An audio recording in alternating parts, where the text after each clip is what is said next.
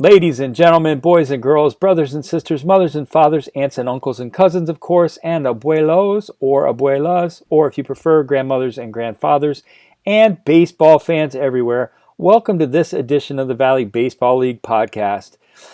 Boy, do we have a show in store for you. Yeah, and I am not kidding. Today we have round two of Where Are They and What Are They Doing There? Yep, that's right. It took a multi-state manhunt, but we found him. Yeah, we found him.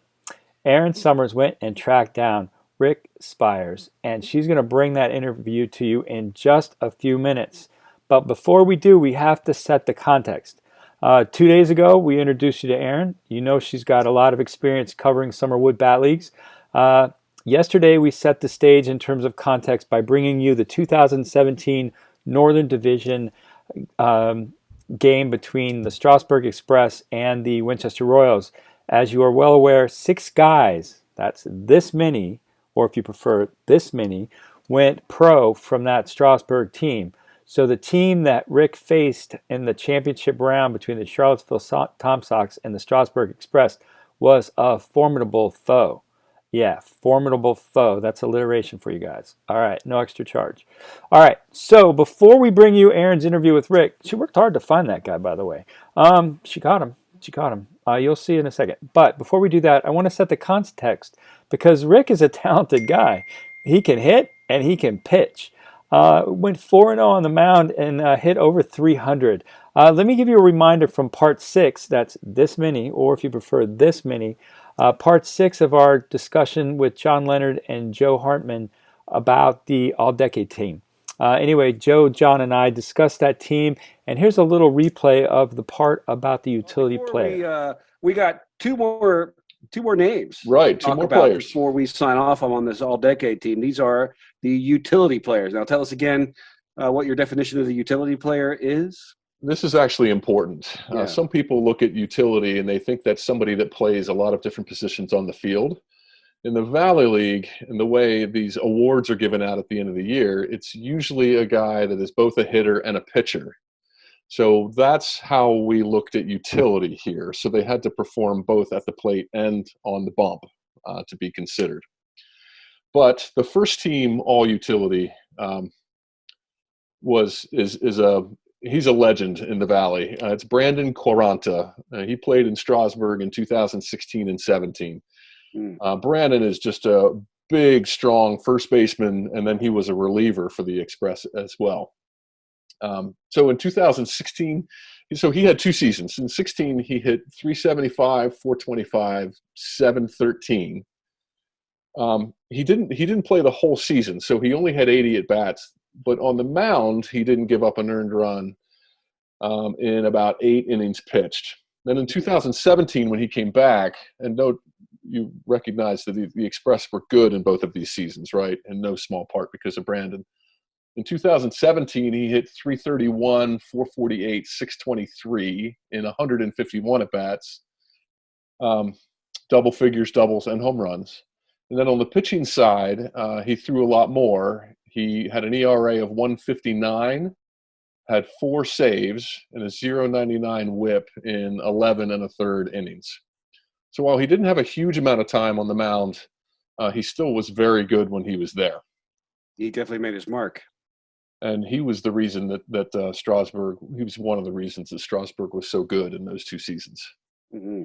And then second team, oh, by the way, Brandon played for, he was at Philadelphia U, which they changed their name to Jefferson for his senior year. Brandon did not get a chance to play pro ball. He is still playing baseball, but it's not with an affiliated team. I know that he got a nibble from the New York Mets. They were thinking about signing him as a free agent, and it just never materialized. So, again, you think this guy, he's got to be drafted. Right. And was not. Now, the second team all-utility player is a more recent guy as well, and that's Rick Spiers. He played in Charlottesville in 2017. You guys have talked a lot about Sam Crawford and how awesome he was in 2019, right. Winning the title. Rick Spiers was on the mound when the Charlottesville Tom Sox won the 2017 title. He was from Division III, Randolph-Macon, and had a super summer. Hit 331, 391, 487, and 117 at-bats. And then on the mound, he went 4-0 with a 0.78 ERA. Struck out 10.6 batters per 9 innings in 23 innings, and helped the Tom Sox go 32-10 that summer. That was a powerful team. Yeah, absolutely. And these two guys were more than earned their spots onto these decade teams. So, this all utility player, should we take them from the bottom of the list and put them at the top? And it's like, as in the top of the list is highlighting the most impactful players. It's the guys that have the most talent, that are the most diverse. Yeah. Or at least talent in two different ways. Right. And in the Valley, those guys that can perform at a high level at the plate and then also give you some innings on the mound. I mean, that's doing double duty. I mean, it's kind of like who's the Los Angeles Angels? Ohtani? In the major leagues, like it's almost like you have two players for the price of one. Ohtani. Yeah, until he blew out his elbow, I guess. Right. Yeah, the plan was to see him back in action here in 2020. We'll see. I haven't seen an update, but yeah. So these guys are almost like in a class by themselves, and I can see why you had to separate them out. You pulled them out because their influence, their impact on their teams, transcended one position. So how many guys does each team, like in a standard 42 game season in the Valley Baseball League, does each team have one or two guys that does double duty like this, or at least pretty rare? Yeah, at least 2 or 3, a couple. And it's just that not all of them do it quite to the level of what these two guys have done. Hey everybody, I'm Erin Summers. I'm here with Rick Spiers. He's a former Charlottesville Tom Sox, played in the Valley Baseball League in 2017. And because unfortunately there is no baseball this season in the Valley, we are catching up with former baseball players who had a really good time playing in the league and performed really well. Rick, what are you up to right now? Right now I live in Charlotte, working with the whole coronavirus thing. Everyone's pretty much locked down, so not doing too much at the moment except working from home. I got a puppy, so that's pretty much my full-time job at the moment. So yeah, it's really fun. What kind of dog did you get? He's a 3.5-month German Shepherd. It's gonna be big then. Yeah. So what's his name? His name's Coda. What is that after? We just saw it, and after like a list of 20 names, we just narrowed it down, and my girlfriend ended up picking that one, so that's kind of what we went with. That's smart, man, right there. Yeah. Going with your girlfriend once. So what are you doing for work? So I work for a legal consulting firm. We do a lot of data analytics and do a lot of work for that. So yeah, it's pretty straightforward. Well, let's take it back to your time playing baseball in the Valley. You were one of the best players. You ended up being an all-star as both a outfielder and a pitcher. What made you decide that you wanted to go and play for that particular team and be a part of the Valley League? Yeah, so I guess the process was over the summers, after playing a long baseball season, I didn't really want to go play in the summer, but I knew if there was really any chance of me going to play after college, I was going to need to go do that. So talking to my coach, he gave me some options, and I knew the Valley League was a really good league, so I was interested in that. And he wanted to send me somewhere farther away and get me out of my comfort zone. And I wanted to stay closer to home to where I could go home anytime. Being from Richmond, it's only about an hour and a half from Charlottesville. And I had known some guys. There was a bunch of local guys that were on the team. And my roommate was going, and another one of my teammates was going already. So that's pretty much why I went with Charlottesville. And luckily they gave me a spot. So it was awesome. How different was it for you to kind of transfer from a metal bat, which you used to play in college, to a wood bat league? Yeah, so it's kind of drastic in my opinion. It's a lot to get used to, but I think, after a couple practices or a couple games, you kind of get used to it, and still becomes like the same game that you're playing every day. You definitely had a really good summer that summer. You, like I said, you pitched and played outfield. You hit .333, your on-base percentage .391, slugging .487. So you did really well. You earned nods for All-Star. What was it like being a part of the All-Star team? Yeah, it was pretty surprising, honestly, especially looking at all the other guys that are on the team. Most of them are from these big D1 schools, and being a Division III baseball player, it's not expected. So it was really cool. It's kind of the goal, I think, is trying to do your best and compete with those guys and, show everyone your talent. And I think that's all I really try to do all summer. And I kind of got rewarded for it, which was really cool. You mentioned the talent level that you got to play with in the Valley. How would you relate it to what you were used to in college, and how did it challenge you? Yeah, so I talk about this a lot. I think Division III is very overlooked, and especially me, I overlooked it a lot coming out of high school. I did not want to go play Division III baseball, and I ended up choosing it. And there is a big gap, I think personally, with pitching, and I would say that's pretty much the biggest gap.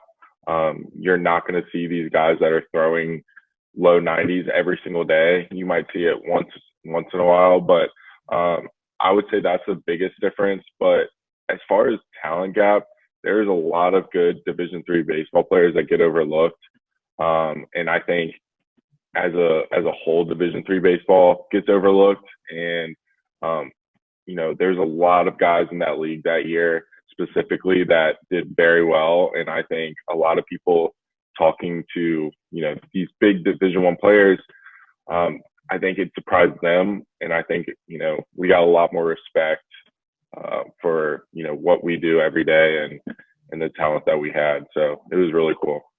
Hey, I really hate to interrupt the conversation between Erin and Rick, but I've got to for a couple reasons. First, I need to remind you all to subscribe, like, and share us. It's really important. There seems to be a real shortage of sports right now, and we're dying to let people know what happens in the Valley. So if you like what you're seeing here, please share it with your friends. Please subscribe to our YouTube channel, and please like what you see. You can follow us on Twitter. You can follow us on Instagram. But most importantly, we'd love it if you followed us on YouTube. We're going to be posting stuff every night, all season. Anyway, that's enough about subscribe, like, and share. We also welcome your comments. You can hit us up via the comments on YouTube. We'd love to have them. Appropriate comments only, please. That doesn't mean if you don't like what you're seeing, we definitely want to hear about it. But there's some real spam out there. So no spam on the Valley Baseball League. Come on. We're all about the love of the game, and we don't need that stuff on our YouTube channel. That said, if you'd rather email us, VBLeague at isomermedia.com. VBLeague at isomermedia.com. We would love to hear you. We promise to share your comments, both positive and negative, but we're not going to share spam. Sorry. All right, finally, I got to pay tribute to our wonderful sponsor, Grace Burrows. She is a New York Times best-selling historical romance author. And Grace, when I asked her about kind of what she wanted to share with Valley League fans, she said, please let them all know I am wishing them all the happiest of ever afters. If you haven't seen Grace's latest book, here's your chance.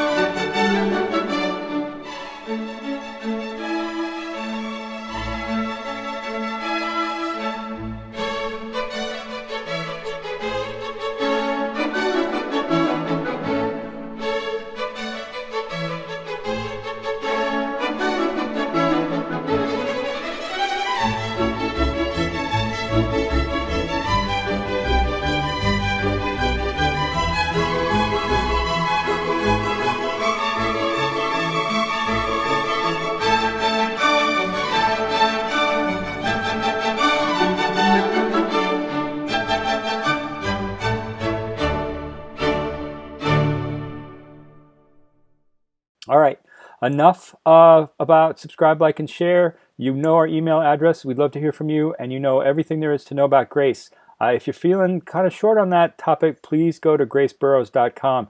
None of this none of this would be possible without Grace. All right, now let's get back to the conversation between Erin and Rick. Yeah, what were some of the reactions that you got from other players?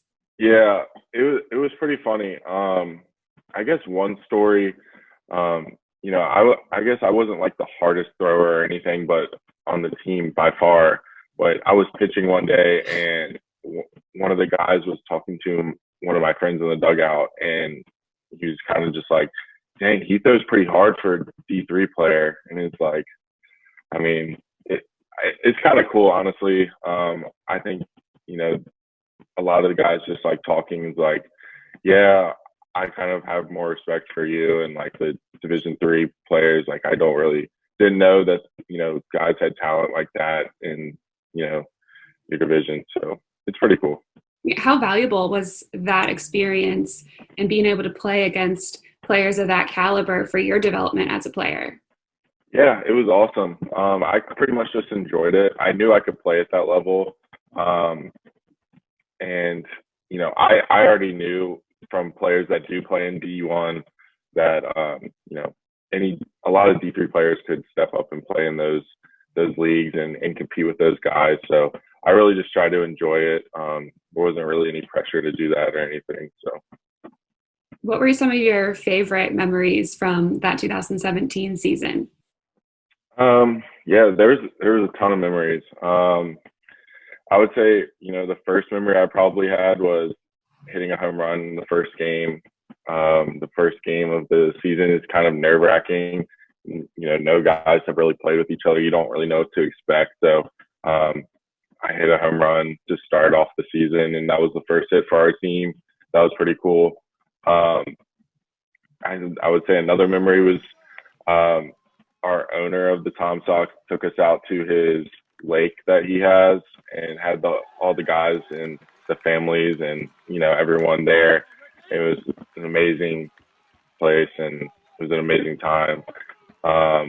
And then I would say the best memory was probably winning the championship and kind of being on the field when that happened and catching the last out per se. And it was just an awesome experience with, 1,000 people that didn't have to come out that you don't see very often in that league. So it was awesome. Yeah. Speaking of that championship game, you were on the mound for the final game, final out in that championship series win. Mm-hmm. What were the emotions that you were feeling at that moment? Yeah, it was pretty insane. We probably, like I said, had close to 1,000 people there. And that is, I think the Tom Sox have the best fans by far in the entire Valley League. We get the most turnout every night. Especially on, July 4th, and those playoff runs were crazy. Yeah, so in that championship game, I kind of got brought into a sticky situation. And I came in with bases loaded, 1 out, tie game, and got out of it, and it was crazy. So that pretty much started it off. And in that last inning, I'd gotten 2 outs, and then I'm pretty sure they'd gotten 2 hits. And I remember Bryce Wyndham was playing at shortstop, and he came up to me, and I remember this, and he said, "Don't think about it. Like, if you give up a run, it doesn't matter. We're going to get your back. Just don't care about that. Just pitch." And so, those are kind of the words that I needed.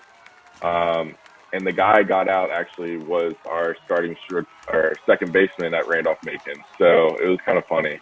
But, yeah, it was an awesome experience. I thought Charlottesville was a great place to play in the summer. And yeah, I would definitely recommend it for anyone who wants to go see a good ball game or, wants to play in the Valley League. Yeah. Overall, you felt like there was competition and tough games every night, depending on no matter who you played.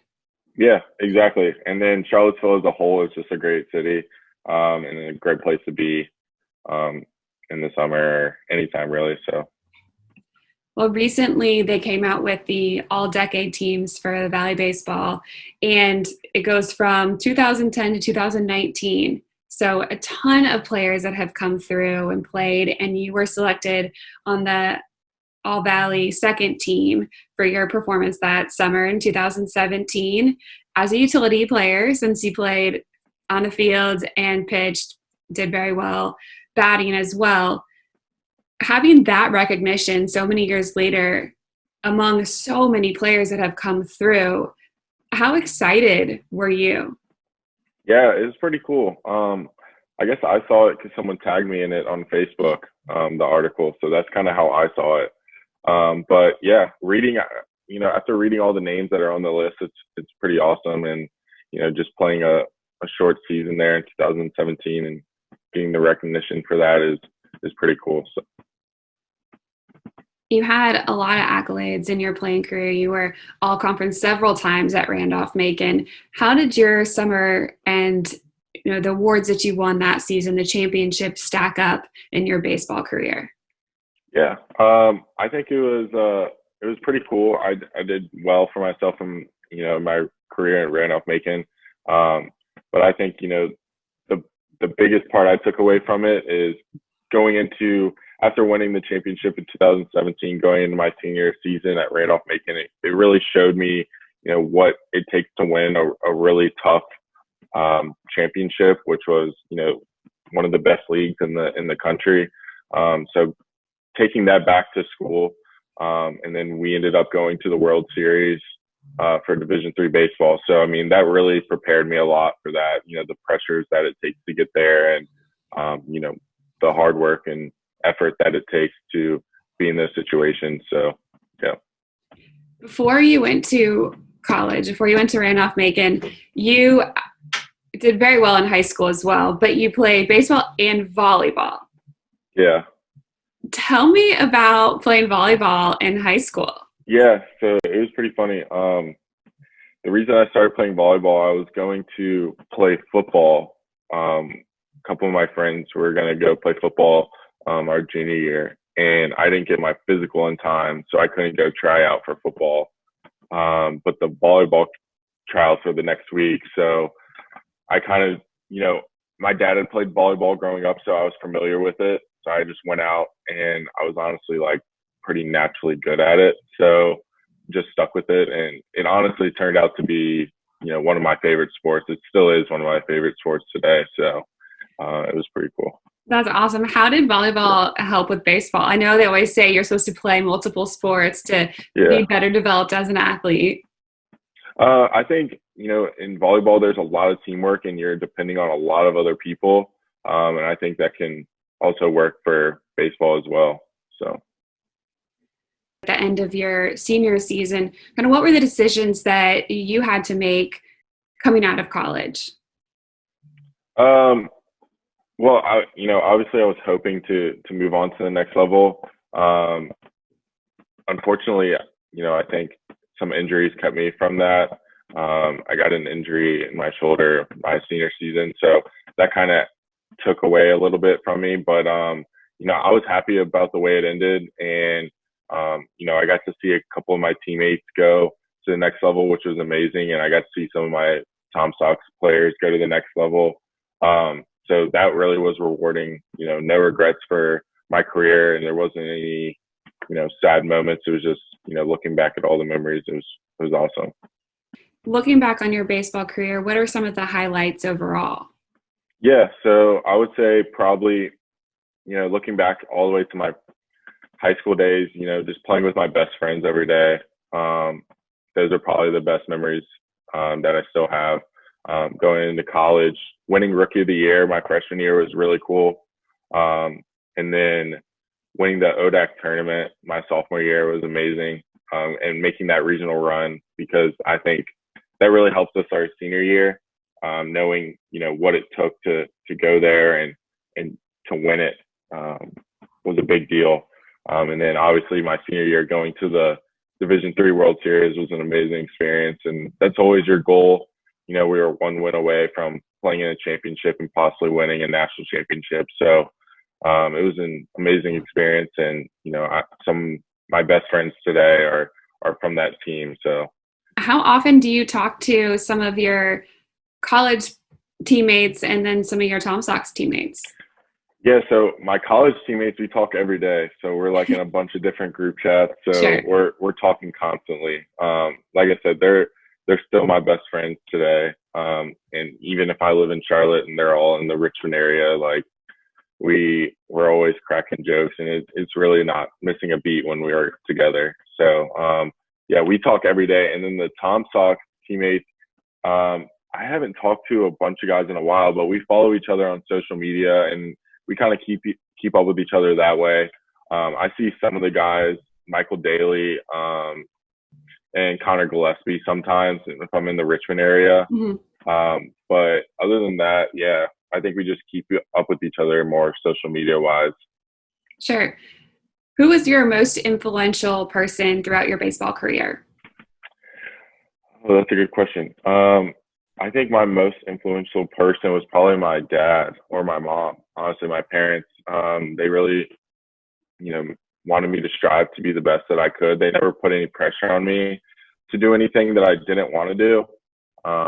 But they always, were there for me, and they came to all my games all the time. So I think, they were probably the most influential person for me. Typical day in the life of Rick these days. Yeah. Well, like I said, with the coronavirus, it's kind of hard. But I would say a typical day would be hanging out with my friends, doing something outdoors. Nothing too crazy, but yeah, that would probably be it, really. Pretty simple. No adult softball leagues or anything like that? Not yet. I didn't want to do it the first year out. I kind of wanted just to relax from the whole like sports thing and take it easy. I play a lot of golf now, but mostly going to the beach, going to the lake, anything like that, and being around friends is what I would like to do. Yeah. Your golf, how good are you? Be honest. My goal is to shoot like under 90. So if I can do that, then it's a good day. But, yeah. Yeah. What do you have any favorite courses? I have to play like public courses because I don't have any friends that are members of like country clubs or anything, but I don't really have a favorite. I'm just trying to play as many courses as possible, really. We have like a really big friend group down here. So we have a lot of guys that can go all the time. So it's pretty fun. There is a lot of good golf that comes through the Charlotte area. Yeah. I'm not at the moment. There's no big tournaments right now. I know. Obviously Pinehurst isn't too far down the road too. Mm-hmm. Yeah. So if you got any connections at Quail Hollow, let me know. Yeah, of course. Yeah. We'll have to check back with you and see how you've improved. And then if you get on that course, we'll need some pictures and stuff too. Yeah, for sure. For sure. Well, thank you so much for the time, for talking to us. Always appreciate catching up with old Valley baseball players and hearing about your time in the league. And obviously stay safe in this crazy world we're in right now. And hopefully you can get back out on the golf course or the lake, beach sometime soon. Yeah, awesome. Thank you for having me, and thank you for your time. It was great to catch up and talk about that. So yeah, I appreciate it. Definitely. Thank you. All right. Thanks. All right, baseball fans, that's going to wrap up the second edition of Where Are They Now and What Are They Doing? We hope you've enjoyed this three-part series as we've tracked down Rick Spiers. What a success story.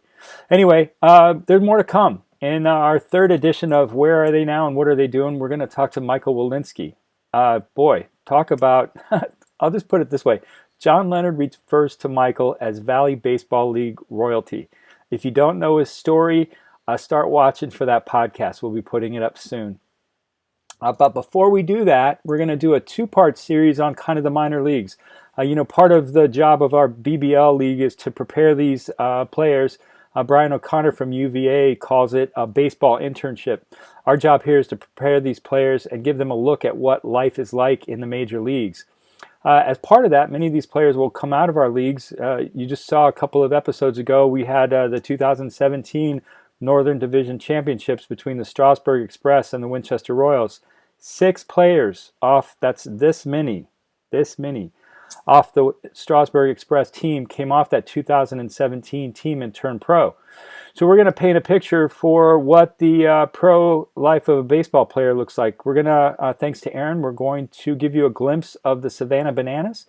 And then we're going to have a discussion about, and we'll share this with you obviously, we're going to do a discussion, a second part on kind of what life is like in the minor leagues for these players as they turn pro, and what the future of these minor league teams what it looks like given the proposed changes to the minor leagues. So those are the next two podcasts coming at you. First, Erin with the Savannah Bananas, and then a look at the minor leagues, and then we're going to play round 3 of where are they now and what are they doing. All right, that wraps it up for tonight. We hope you're enjoying all these Valley Baseball League podcasts. We're having a blast making them. We're getting some really nice comments. Keep those comments coming. vbleague@isomermedia.com. That's vbleague@isomermedia.com. You can follow all of the Valley Baseball League action. I know there isn't really any, but we're updating our site. Look, we're busy. I got a team of interns. We're in the process of updating our website. We're in the process of putting together an app. And we're doing these podcasts, and we're replaying the best 42 games of last season. And we're giving you a perspective you didn't get when you saw these games the first time. So that's what we're working on. But hey, if you want to find out more, tune in tomorrow night. You know the channel. You know the time. We'll see you then. On behalf of the league and the teams, I'm Graham Knight. I want to wish you all perfect health, and I want to wish you all a speedy return to the baseball diamond. We'll see you all again tomorrow night. Thanks for watching.